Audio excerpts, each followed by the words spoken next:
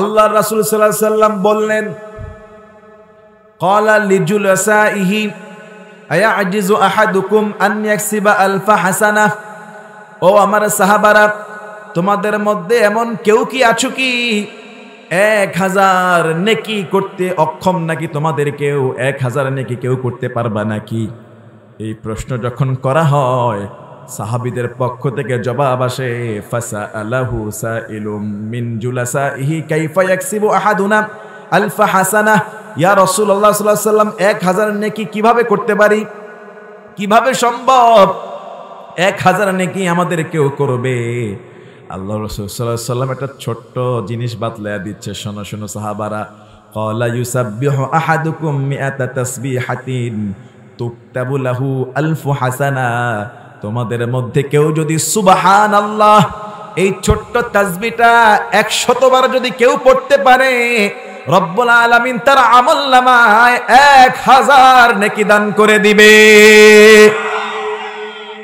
শুধু তাই না, ওয়াতুহাত্তু আনহু আলফু সাইয়্যাহ, 1000 নেকি দান করার পাশাপাশি আমার আল্লাহ তার জীবন থেকে 1000 গুনাহকে মাফ করে দিবেন কে? ক্বালা হাযা হাদিসুন হাসানুন সহিহ। এই হাদিসটা হলো হাসান সহিহ। ছোট্ট একটা তাসবিহ। কি তাসবিহ বললাম? সুবহানাল্লাহ। কি বললাম? কি বললাম? সুবহানাল্লাহ কতবার? 100 বার। 100 বার পড়তে কি 5 মিনিটও লাগবে?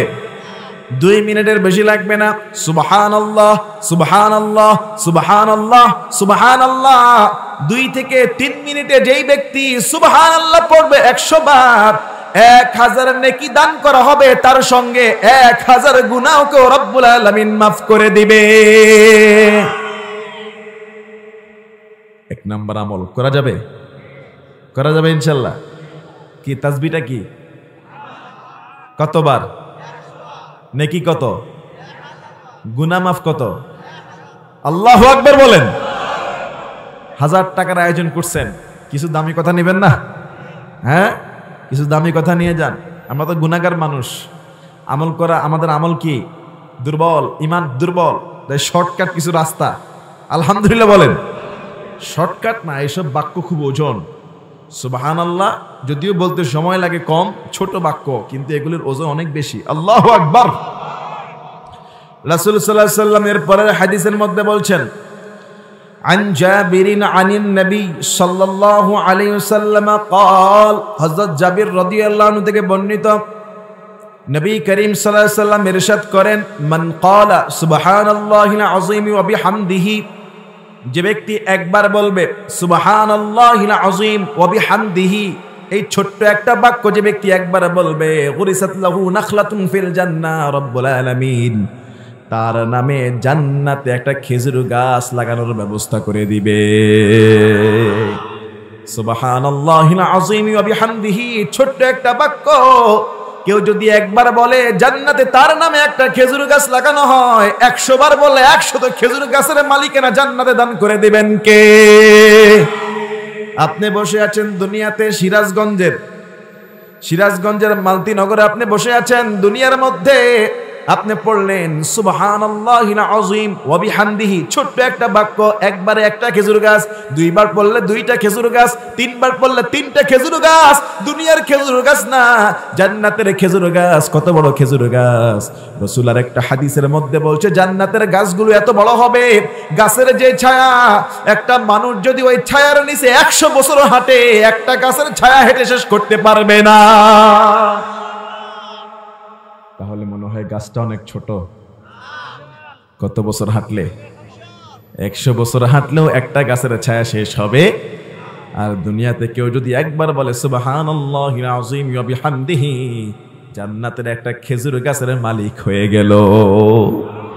বলেন সুবহানাল্লাহিল আযীম ওয়া বিহামদিহি, সুবহানাল্লাহিল আযীম ওয়া বিহামদিহি। আমলটা করা যাবে ইনশাআল্লাহ। আর ইনশাআল্লাহ করা যাবে তো ইনশাআল্লাহ। এবার আসেন গুনাহ মাফের একটা আমল। কি মাফের? গুনাহ নাই কার কার হাত তোলেন। সবার আছে? সবার আছে? গুনার থেকে নেকামল বেশি, কার কার হাত তোলেন? নেকামল বেশি, গুনার থেকে নেকামল বেশি? দুইজন ভাই হাত তুলেছেন, এই গ্যারান্টি দেওয়া যাবে না। গুনার থেকে আমাদের নেকামল বেশি, এই গ্যারান্টি আমরা দিতে পারবো? কি বললো? না না না, না বুঝে, না বুঝে।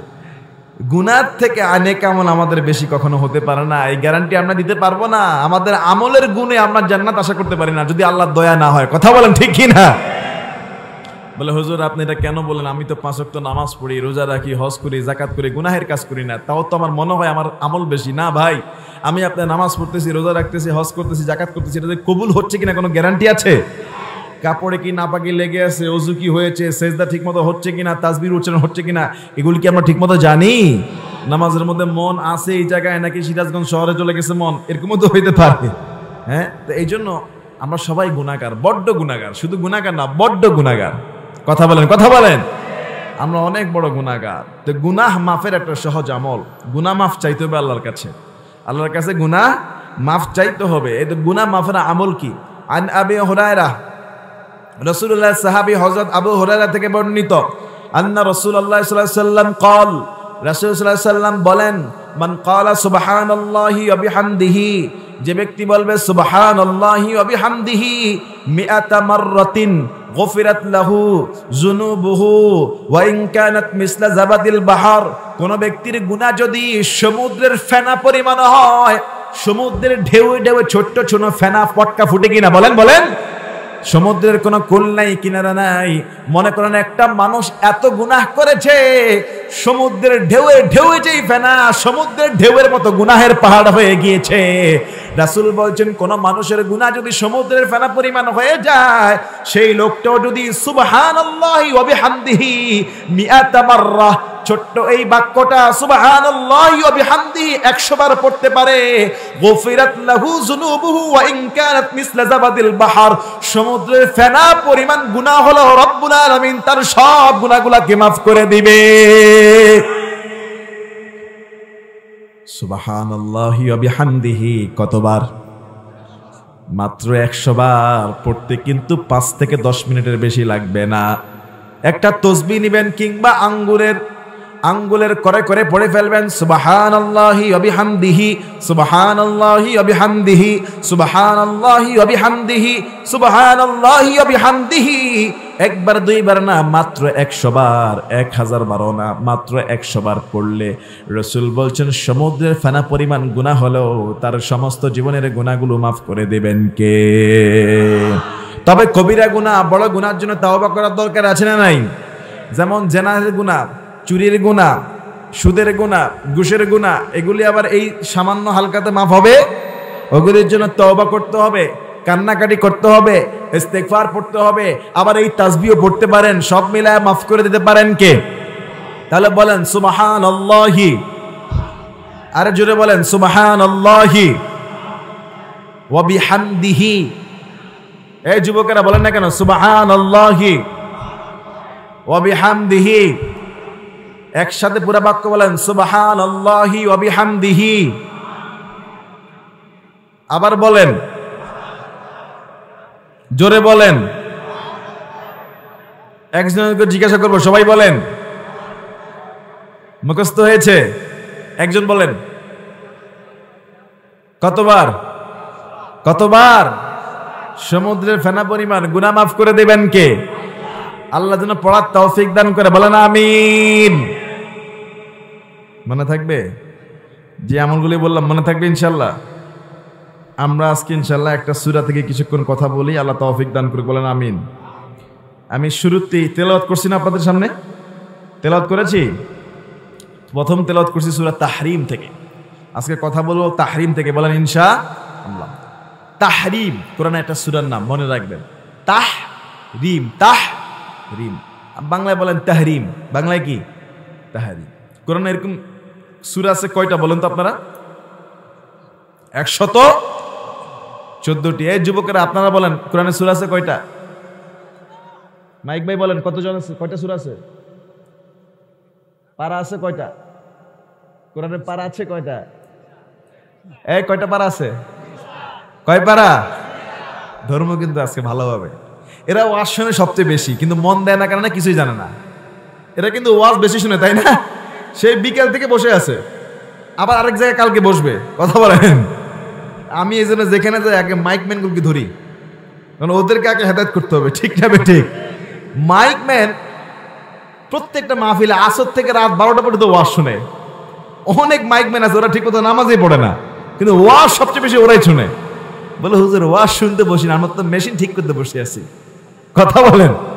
এই মেশিন ঠিক করতে বসছেন ভাই, যে কোনো কারণে হোক বসছেন তো, আল্লাহ বসায় দিছে। এই জন্য এদের মন আগে আমি ঠিক করি, আগে এদেরকে ঠিক করি, এরাও যেন ঠিক হয়ে যায়। কথা বলেন, কথা বলেন, ঠিক কি না? তাহলে কোরআনের সূরা আছে 114টি সূরা, পারা আছে 30টি সূরা। আর আজকে আমি কথা বলবো 28 নম্বর পারা থেকে। কত নম্বর পারা বললাম? মনে রাখতে হবে, জিজ্ঞাসা করবো ফট করে। 28 নম্বর পারার 20 নম্বর পৃষ্ঠা। 28 নম্বর পারা 20 নম্বর পৃষ্ঠা। সূরার নাম কি? কি বললো? তাহরিম। সূরার নাম কি? আচ্ছা, আপনাদের কাছ থেকে আছে কিছু ওয়াজ, আমি নেই। ওয়াজ তো সারা জীবন শুনছেন, কিছু আজকে ওয়াজ করেন। কোরআনের সবচেয়ে বড় সূরার নাম কি? সূরা, মাশাআল্লাহ অনেকেই পারছেন। সবচেয়ে ছোট সূরার নাম কি? সূরা কাউসার। ইন্না আতাইনা কাল কাউসার। আমার নামও কিন্তু কাউসার, আজিজ আল কাউসার। তো সূরা তাহরিম হলো 28 নম্বর পারার 19 নম্বর পৃষ্ঠা শুরু হয়েছে। আর 20 নম্বর পৃষ্ঠা থেকে আমি তাফসির করছি ইনশাআল্লাহ। যে আয়াত থেকে কথা বলবো, আল্লাহ তাআলা এই আয়াতে কারিমার মধ্যে একজন কাফেরের স্ত্রীর কথা এনেছেন, একজন কাফেরের বিবির কথা এনেছেন। স্ত্রী, আমার মা বোনটা কি শুনতেছে? আছে সংখ্যা কেমন আছে? আসছে কিছু আপনাদের কাছ থেকেও বেশি? তাহলে যাক, ওয়াজটা মা বোনরা আশা করি ভালোভাবে বুঝবে। একজন কাফেরের বিবি, একজন কাফেরের বিবির কথা কোরআনে এসেছে, এবং সমস্ত মোমেনদেরকে বলা হচ্ছে এই কাফেরের বিবি তোমাদের জন্য একটা আদর্শ। কি ভয় পেয়ে গেলেন? যে কাফেরের স্ত্রী মোমেনদের উদাহরণ, ইমানদারদের উদাহরণ কাফেরের স্ত্রী হতে পারে কিনা? স্বামী না কাফের, কিন্তু স্ত্রী তো ইমানদার। আল্লাহু আকবার। স্বামী হয়তো কাফের, কিন্তু স্ত্রী হলো ইমানদার। আছে এরকম ঘটনা পৃথিবীতে? আছে। কোন কাফের এটা? নাম বলেন তো। মাশাআল্লাহ, জানেন তো? ফিরআউন এত বড় কাফের ছিল। কি ব্যাপার, কথা বলেন কেন? এত বড় কাফের ছিল ফিরআউন যে নিজেকে খোদা দাবি করেছে। কি দাবি করেছে? খোদা দাবি করেছে। আর তার স্ত্রীর নাম হলো হযরতে আসিয়া। এই তাফসির কিন্তু ঢুকবো, ধামাধামাকা তাফসির চলবে ইনশাআল্লাহ। তার আগে একটু গুছায় নেই, একটু বুঝেন কিছুটা, নাহলে হুট করে বুঝবেন যে হুজুর কোথায় চলে গেল। আগে বুঝেন, মিশরের সবচেয়ে বড় কাফের হলো ফিরআউন। শুধু বাচ্চা না, সে নিজেকে খোদা দাবি করেছে। শুধু খোদা দাবি করে নাই, পুরা পৃথিবীতে যেই তাকে খোদা মানত না তাকে হত্যা করত। তার দেশে তাকে জুলুম করতো, নির্যাতন করতো। সবাই ভয়ে হোক, ডরে হোক, ইচ্ছায় অনিচ্ছা হোক, তাকে খোদা মানত। নাউজুবিল্লাহ বলেন। তো তার যে স্ত্রী আসিয়া, তিনিও তার স্বামীকে খোদা মানবে না? স্ত্রী তো মানত, কিন্তু ঈমান আনলেন কিভাবে? কিভাবে এটা ঈমান গ্রহণ করলেন? আল্লাহ তাআলা এই আয়াতে কারীমার মধ্যে শানে নুজুলে সব আসছে, কিন্তু ওনার কথাটা কত চমৎকার করে আল্লাহ তুললেন। ওয়াদারাবাল্লাহু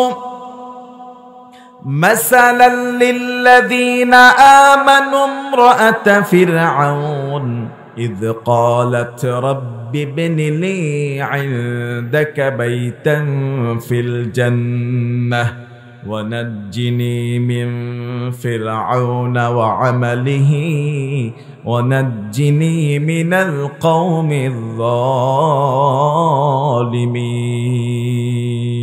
الله أكبر. রব্বুল আলামিন বলেন ওয়াদারাবাল্লাহ, আল্লাহ পাক রব্বুল আলামিন পেশ করছেন, আল্লাহ তাআলা রব্বুল আলামিন পেশ করছে মাসালা, একটা উদাহরণ। আল্লাহ একটা উদাহরণ দিচ্ছে লিল্লাযীনা আমানু, যারা ঈমানদার তাদের জন্য। কার উদাহরণ? ইমরাআত ফিরআউন, ফিরআউনের স্ত্রীর উদাহরণ, যার নাম ছিল আসিয়া। কি নাম? কি নাম? যার নাম ছিল আসিয়া। আল্লাহ কোরআনে বলছে ফেরাউনের স্ত্রী আসিয়ার উদাহরণ দিচ্ছি ঈমানদারদের জন্য। ও ঈমানদাররা কান খাড়া করে শোনো। ফেরাউনের স্ত্রী হওয়া সত্ত্বেও, রাজ দরবারের রানী হওয়া সত্ত্বেও, দেশের সবচেয়ে ক্ষমতাবান সম্পদশালী মালিকের বিবি হওয়া সত্ত্বেও সেই আসিয়া তার স্বামীকে পূজা করে না, তার স্বামী ফেরাউনের উপর ঈমান আনে না। সেই আসিয়া দোয়া করে আল্লাহর কাছে, ইয ক্বালাত রাব্বি ইবনি লি ইনদাকা বাইতা ফিল জান্নাতি ওয়া নাজ্জিনি মিন ফিরআউন ونجني من فرعون وعمله ونجني من القوم الظالمين الله أكبر ফেরাউনের স্ত্রী বলছে রব্বি ইবনি লি ইনদাকা বাইতান ফিল জান্নাহ, ও আমার রব তোমার ঘরের পাশে আমার জন্য একটা জান্নাতের ঘর বানায়া দাও। ওয়ানাজ্জিনি মিন ফিরআউন ওয়া আমালিহি, ফিরআউনের যেই অত্যাচার যেই কাজ সেটা থেকে আমাকে বাঁচিয়ে দাও। ওয়ানাজ্জিনি মিনাল কওমিয যালিমিন, আর জালেম সম্প্রদায় থেকে আল্লাহ তোমার কাছে আশ্রয় চাই, তুমি আমারে বাঁচায়া দাও। আল্লাহু আকবার। আল্লাহ আমার রব, এই রবই আমার সব। বলেন না আল্লাহ আমার রব। দমে দমে তনু মনে তারি অনুভব, দমে দমে তনু মনে তারি অনুভব।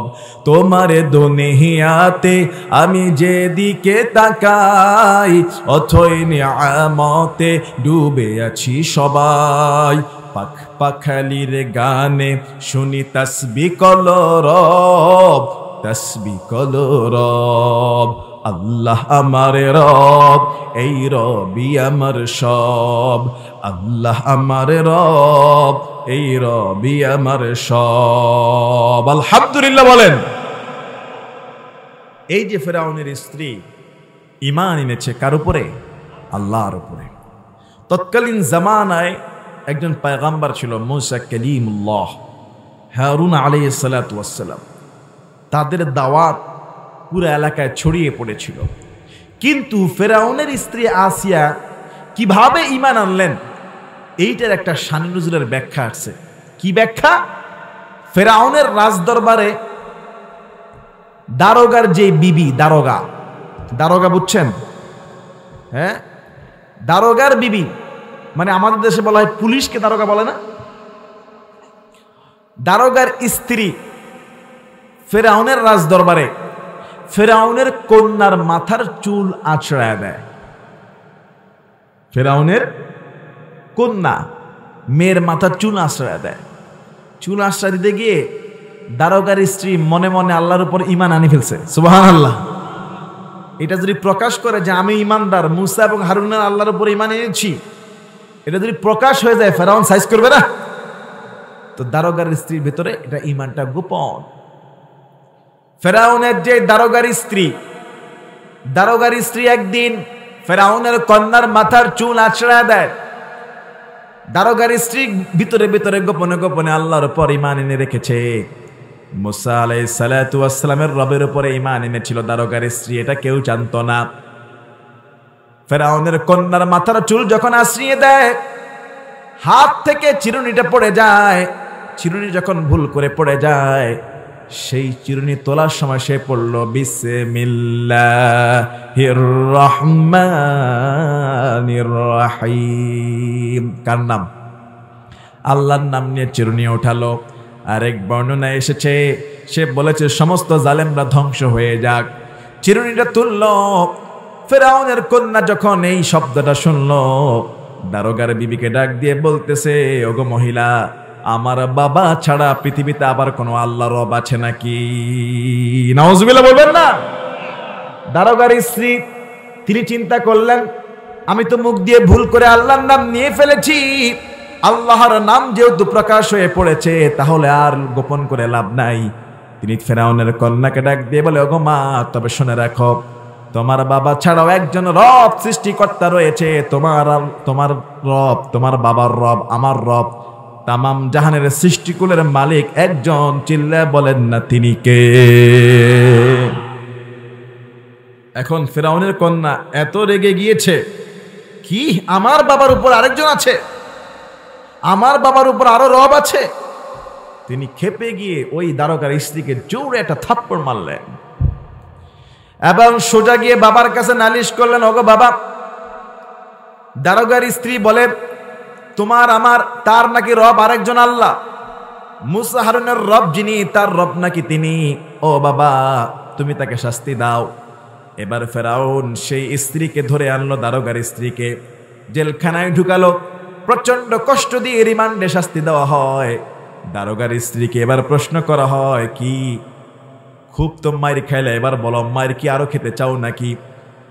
এখনো সময় আছে, মার খাবা নাকি ফেরাউনকে রব মানবা? দারোগার স্ত্রী বলে, ঈমান যেহেতু একবার এনেই ফেলেছি, জীবন দিয়ে দিব, আল্লাহকে ছাড়তে পারবো না। দারোগার স্ত্রী বলে, না, আমার রব আল্লাহ।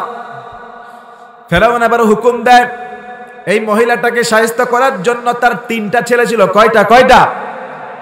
একটা একটা ছেলেকে ধরে তার সামনে নিয়ে আসো, আর মহিলাকে জিজ্ঞাসা করো, ছেলের জীবন বাঁচাবা নাকি তুমি তোমার আল্লাহর উপর ঈমান রাখবা? যদি ছেলের জীবন বাঁচাইতে চাও, ফেরাউনকে রব মানো, খোদা মানো। যদি ফেরাউনকে রব না মানো, তোমার চোখের সামনে তোমার ছেলেকে হত্যা করে ফেলবো। একজন মা তার সন্তানের প্রতি অনেক ভালোবাসা রাখে, মায়ের মন তো মানে না, কিন্তু আল্লাহর ভালোবাসাও কোনো মোমেন কিন্তু ছাড়তে পারে। তার মা দ্বিধাদ্বন্দ্বে পড়ে গেল, মায়ের সামনে সেই সন্তানকে হত্যা করার জন্য জল্লাদরা যখন দাঁড়িয়ে যায়, সন্তানকে হত্যা করবে, আর মহিলাকে জিজ্ঞাসা করলে, মহিলা, ও দারোগার স্ত্রী, এখনো সময় আছে, কি ছেলের জীবন বাঁচাবা, ফেরাউনকে রব কি মানবা নাকি ছেলের জীবন হারাবা? এই প্রশ্ন যখন করা হয়, মহিলাটার মন ছটপট করে, কি করবে বুঝতে পারছে না। ওই সময় ওই ছেলেটার মুখ দিয়ে জবান খুলে তার মাকে ডাক দিয়ে বলে, মা, তুমি ভয় পেও না, আল্লাহর উপর ঈমান রাখো, আমি জান্নাতের সুগ্রাণ পাচ্ছি, জান্নাতকে দেখতে পাচ্ছি। ঈমান তুমি যেটার মধ্যে রয়েছে এটাই সত্য, পরকালে জান্নাত ফেরানোর উপরে তুমি ঈমান আইনো না। আল্লাহু আকবার। ওই ছেলেটা যখন বলল, মা, আমি জান্নাতের গ্রাণ পাচ্ছি, আল্লাহু আকবার, আমার জন্য মায়া করো না, আমার জন্য প্রেমে পড়ে যেও না, তুমি সঠিক পথে রয়েছো। মহিলাটা যখন দেখলো ছেলেটা এই কথা বলল, মহিলার ভিতরের ঈমানের পাওয়ার আরো বহুগুণে বাড়ায়া দিলেন কে? ঈমানের পথে অবিচল থেকে আমার মরণ যেন হয়, আমার মরণ যেন হয়। তোমারই কাছে আকুতি আমার, তোমারই কাছে মিনতি আমার, মহামহিম দয়াময়। ঈমানের পথে অবিচল থেকে আমার মরণ যেন হয়, আমার মরণ যেন হয়। বলেন আমিন। আওয়াজ করে বলেন, একটা মহিলা হওয়ার পরও তার ঈমানের জোর কম না বেশি? সন্তানকে হত্যা করা হলো, দ্বিতীয় সন্তানকেও সামনে নিয়ে আসা হলো। এখনো সময় আছে, ছেলের জীবন বাঁচাবা নাকি ফেরাউনের উপর ঈমান আনবা, ছেলের জীবন হারাবা, কোনটা? মহিলাটার মন ইতস্ত। দ্বিতীয় সন্তান বলে, মা, খবরদার, তুমি আমার মায়া করো না, মৃত্যুর সামনে দাঁড়িয়ে বলছি আমি জান্নাত দেখতে পাচ্ছি। মহিলাটা এই কথা শোনার পরে মনের মধ্যে সাহস পায়, বল পায়, দ্বিতীয় সন্তানকে হত্যা করলো ফেরাউনের জল্লাদরা। এই যে মহিলার ঈমানের অবস্থা, এই দৃশ্য দেখছে আসিয়া, ফেরাউনের স্ত্রী, সেই দৃশ্য দেখছে, অবস্থাটা দেখছে। এটা কোন আল্লাহ, যেই আল্লাহকে ধরার জন্য ছেলে পর্যন্ত হারায় ফেলে, আল্লাহকে ছাড়ে না। তৃতীয় ছোট্ট বাচ্চাটাকে যখন আনা হলো, মায়ের মন তো মানে না। ছোট্ট বাচ্চাকে যখন হত্যা করতে যায়, ছোট্ট ফুটফুটে বাচ্চাটা বলে, মা, তুমি কান্না করো না, দেখা হবে আল্লাহর জান্নাতে। এই কথা যখন বলা হয়, মায়ের মন তো আরো শক্ত হয়ে যায়, আল্লাহর উপর ঈমান এনেছে, তিনটা সন্তানকে হত্যা করলো, 3টা সন্তান জান্নাতের সুসংবাদ দেয়। মা তারপরও ফেরাউনের উপর ঈমান আনে না, আল্লাহর উপর ঈমান রেখেছে। এই অপরাধে মহিলাটাকেও হত্যা করলো। আসিয়া বুঝতে পারলো ফেরাউন আমার স্বামী হলো, রব হতে পারে না, আসলে আমার রব একজন, তিনি কে? আসিয়া দেরি করলেন না, তিনি পড়লেন লা ইলাহা, জোরে লা ইলাহা। চেঞ্জ করে দ্রুত, তো গরম পাইলেন, এটা চেঞ্জ করেন, চেঞ্জ করেন, ওখানে ফেলে দেন, পানিটা ফেলে দেন, ওখানে আছে।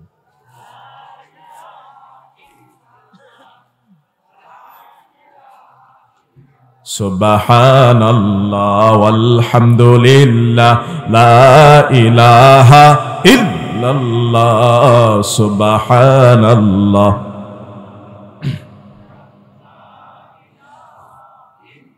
লা ইলাহা ইল্লাল্লাহ লা ইলাহা ইল্লাল্লাহ লা ইলাহা।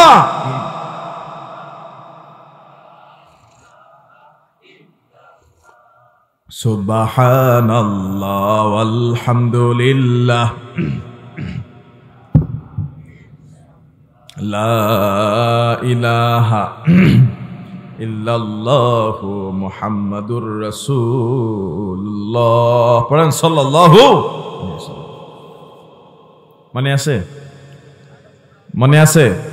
কয়টা সন্তান হারালেন বলেন না, কয়টা? আর এই দৃশ্য দেখে ঈমান আনলেন কে? আসিয়া। এখন আসিয়া যদি ঈমান নিয়ে আনে, স্ত্রী যদি ঈমান নিয়ে আনে, ফেরাউনের মাথা কি আর ঠিক থাকবে? আওয়াজ করে বলেন না, ঠিক থাকবে?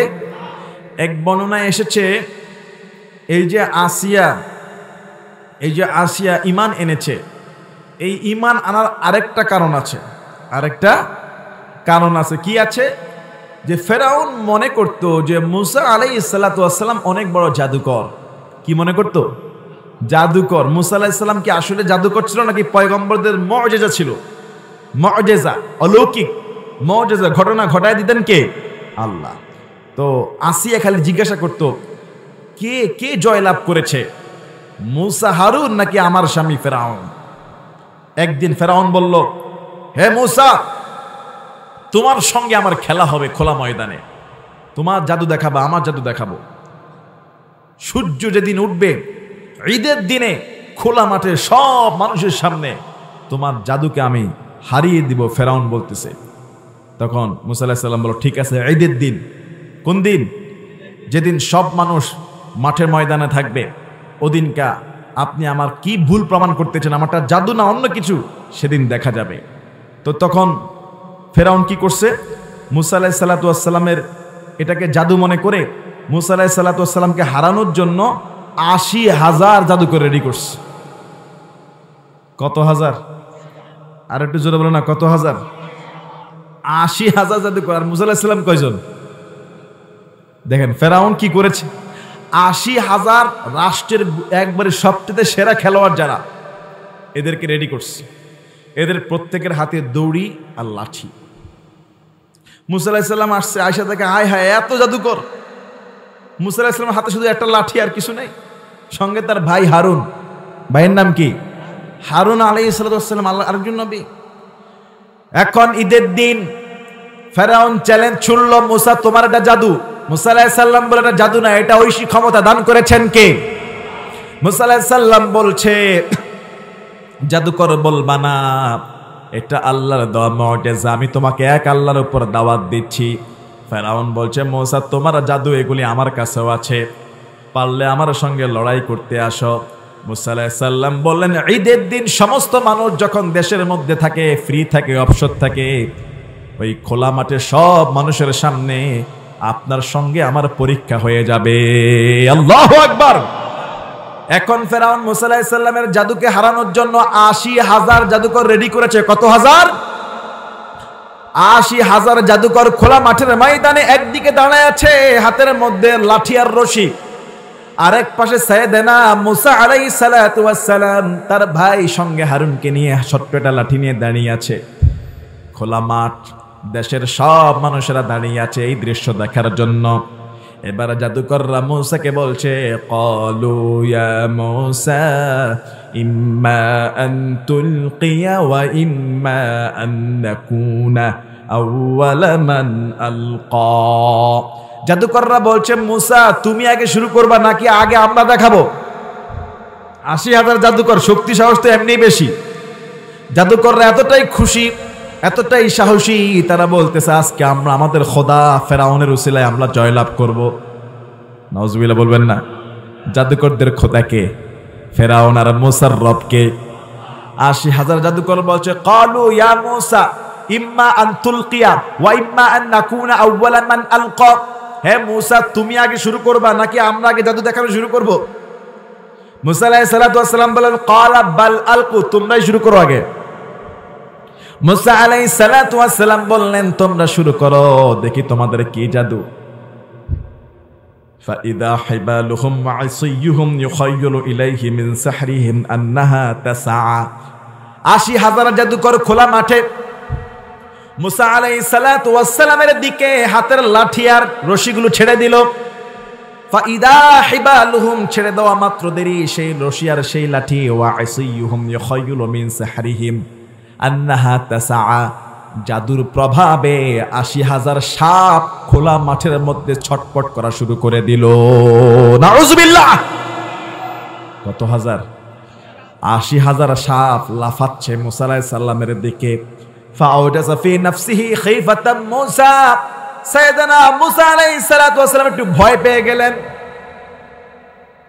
একটু মনের ভিতরে ভয় পেয়ে গেল, ভয় লেগে গেল। এত এত এত সাপ, আসলে এগুলো সব ছিল চোখের ধোঁকা।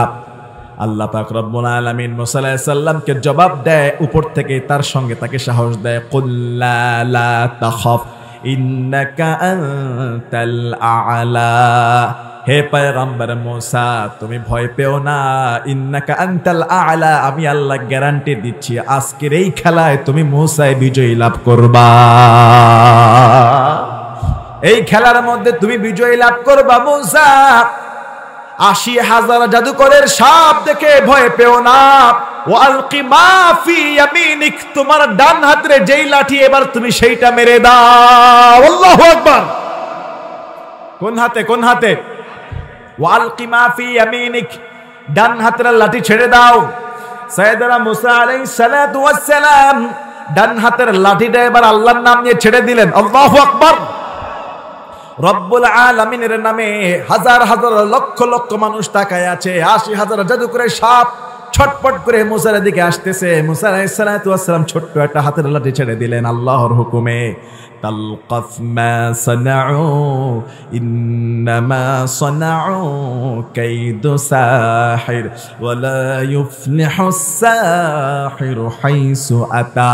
মুসা আলাইহিস সালাতু ওয়াস সালামের ছোট্ট লাঠি যখন ছেড়ে দেওয়া হলো, সঙ্গে সঙ্গে পুরো দেশবাসী দেখলো সেই ছোট্ট লাঠিটা বিশাল বড় একটা অজগর সাপে পরিণত হয়ে গেল।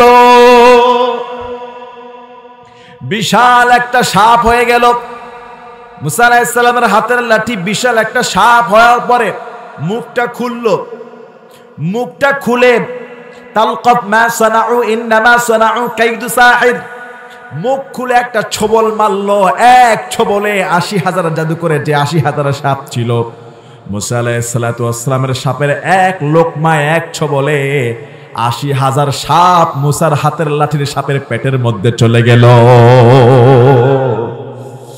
ওয়ালা ইউফলিহুস সাহিরু হাইসু আতা, আল্লাহর নবীর হাতের মুজিজার সামনে কোন জাদু পৃথিবীতে টিকতে পারে? সব মানুষ তাকায় আছে, সবাই থ হয়ে গেল, অবাক হয়ে গেল।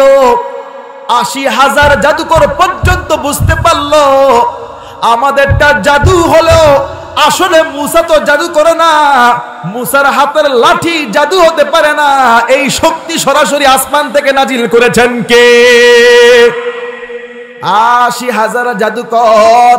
আল্লাহর কোরআন বলছে ক্বালা ফাউলকিয়াস সাহারাতু সুজদান ক্বালু আমান্না বিরাব্বি হারুন ওয়া মূসা। সঙ্গে সঙ্গে সেই খোলা ময়দানে লক্ষ লক্ষ মানুষের সামনে, ফেরাউনের সামনে, সৈন্যের সামনে ফাউলকিয়াস সাহারাতু সুজদা, সব জাদুকররা সিজদায় পড়ে গেল। আল্লাহু আকবার! সব জাদুকররা সিজদায় পড়ে গেল। ক্বালু, সিজদায় পড়ে তারা জোরে জোরে বলতে লাগলো, আমান্না বিরাব্বি হারুন ওয়া মূসা। যেই খেলা দেখলাম এটা মূসার জাদুকর না, আমরা সমস্ত জাদুকররা মূসা এবং হারুনের যে রব সেই রবের উপর ঈমান আনলাম। ঈমান আনলেন ৮০,০০০ জাদুকর এক খেলায় ঈমান এনে ফেললো। সুবহানাল্লাহ বলবেন না? আসিয়া জিজ্ঞাসা করছে, আজকের এই খেলায় কে জয়লাভ করেছে? আজকে তো মাঠের মধ্যে খেলা হয়, কারা জয়লাভ করেছে খবর পৌঁছে দেওয়া হলো। মূসা এবং হারুন তারা জয়লাভ করেছে।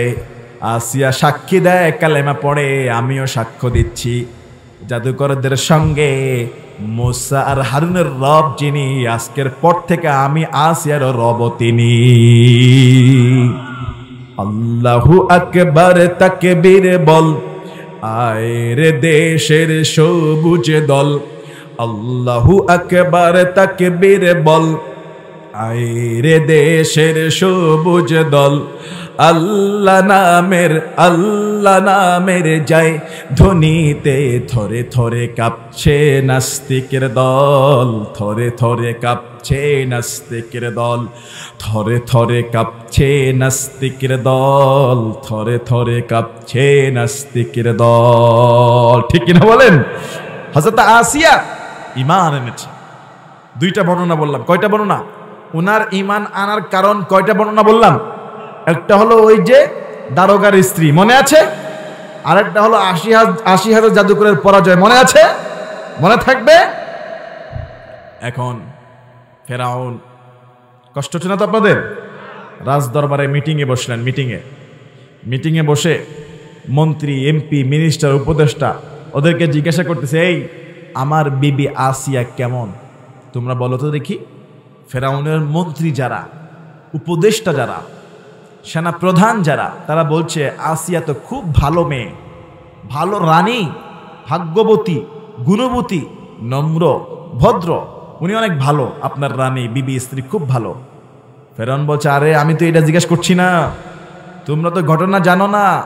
যদিও ভালো, কিন্তু আমার স্ত্রী হওয়া সত্ত্বেও সে তো আমার আর এখন রব মানতে চায় না, সে তো মূসা আর হারুনের আল্লাহর উপর ঈমান এনেছে। বলেন সুবহানাল্লাহ। আমাদের দেশের বর্তমান আমাদের যে ঈমান, আমরা কি এত রাজার হালতে থেকে, এত সুখে রানীর মর্যাদা থেকে কেউ কি এরকম তার সুখকে নষ্ট করবে? এদেশের মানুষ সুখের জন্য চুরি করে, ডাকাতি করে, দুর্নীতি করে, সুদ খায়, ঘুষ খায়, হত্যা করে, লুণ্ঠন করে, জেনা করে, ব্যভিচার করে।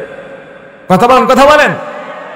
আর আমাদের আল্লাহ তাআলা এমন এক নারী, শ্রেষ্ঠ নারীর কথা বললেন, তিনি রানীর হালতে আছেন, রানীর হালত ছেড়ে ইসলামে আসছে।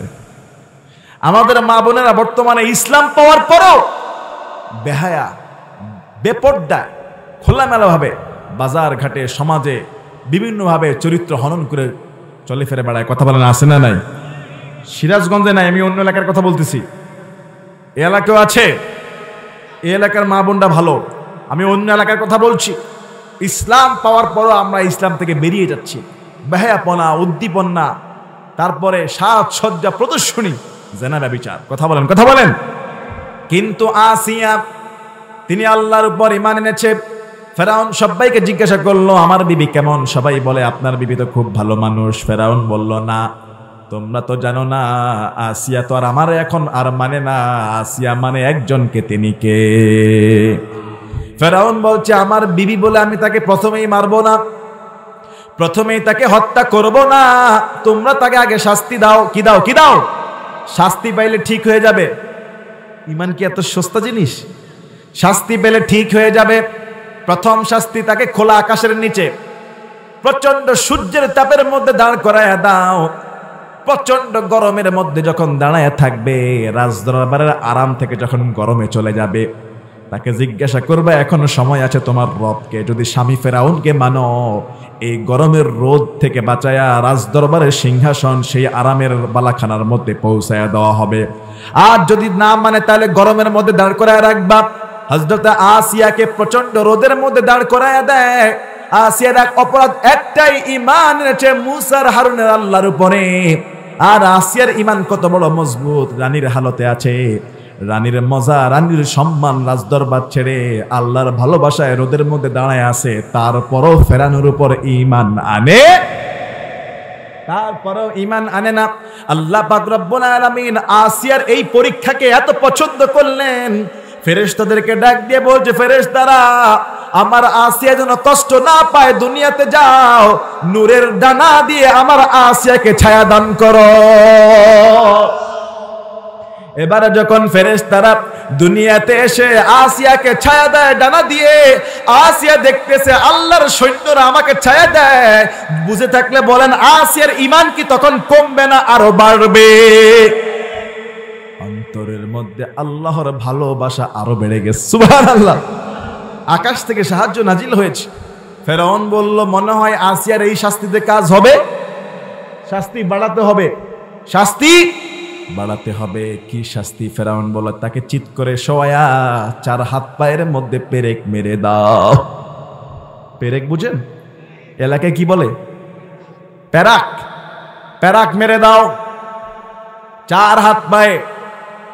হে সিরাজগঞ্জের মানুষ, আমার আপনার এক হাতের মধ্যে ঢুকাইলেই কলিজা ছিঁড়ে যাবে, কথা বলে না? এক হাতের মধ্যে যদি পেরেক ঢুকাইয়া মাটির সঙ্গে মেরে দেয়, কলিজাটা থাকবে না, কথা বলেন ঠিক না বে ঠিক? 4 হাত পায়ের মধ্যে পেরাক মেরে দেওয়া হয়, চিৎ করে শোয়া। আসিয়ার কলিজাটা যেন ছিঁড়ে যায়। তারপরও আসিয়া বলতেছে, কষ্ট দাও, কষ্ট নিব, আল্লাহকে ছাড়তে পারবো না। আল্লাহু আকবার। হযরত আসিয়া চিত্রে শুয়ে আছে আর আল্লাহর কাছে দোয়া করে, আল্লাহ ফেরাউন তো আমারে কষ্ট দেয়, একটা দোয়া করেছে রব্বুল আলামিন, সেই দোয়াটা আজ পর্যন্ত সূরা তাহরিম 28 নম্বর পারা 20 নম্বর পৃষ্ঠায় দিয়ে রেখেছে। আসিয়ার দোয়াটা কি ছিল? ইদ ক্বালাত রব্বি বনিলি ইনদাকা বাইতান ফিল জান্নাতি ওয়া নাজ্জিনি মিন ফিরআউনা ওয়া আমালিহি ওয়া নাজ্জিনি মিনাল কওমিয যালিমিন। আল্লাহু আকবার। ও আমার রব, ও আমার রব, রব্বি বিনিলি ইনদাকা বাইতান ফিল জান্নাহ, জান্নাতে তোমার পাশে আমার জন্য একটা ঘর বানায়া দাও। ওয়া নাজ্জিনি মিন ফিরআউনা ওয়া আমালিহি, ফিরআউন আমার সঙ্গে যেই কর্ম করতেছে আল্লাহ এটা থেকে আমারে বাঁচায়া দাও। ওয়া নাজ্জিনি মিনাল কওমিয যালিমিন, জালেমদের জুলুম থেকে আল্লাহ তুমি আমারে বাঁচায়া দাও। আসিয়া জমিনের মধ্যে 4 হাত পায়ের মধ্যে পেরেক মারা, এত কষ্ট অবস্থায় দোয়া করেছে, দোয়াটা সরাসরি আরশ আজিমের মধ্যে পৌঁছে যায়। এই দোয়া যখন শুরু করে দিয়েছে, দোয়া যখন কবুল হয়ে যায়, জান্নাতের মধ্যে আমার জন্য একটা ঘর বানায়া দাও। আসিয়া আকাশের দিকে তাকায় আছে, রব্বুল আলামিন আসিয়ার চোখের জন্য 7 আসমানের পর্দা খুলে দিল। 7 আসমান খুলে গেল আসিয়ার জন্য। দুনিয়ার জমিন থেকে আসিয়া তাকায় দেখে 7 আসমানের উপরে জান্নাতের মধ্যে সরাসরি তার ঘরটা দেখা যায়। ঈমান কি বাড়ছে না কমছে? কত বাড়া বেড়েছে।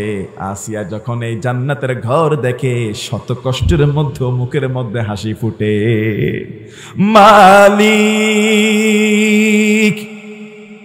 তুমি জান্নাতে, তোমার পাশে আমার একটি ঘর বানিয়ে দিও, একটি ঘর বানিয়ে দিও সে বিভীষিকাময় মহাদিনে, তোমারে প্রতিবেশী করে নিও।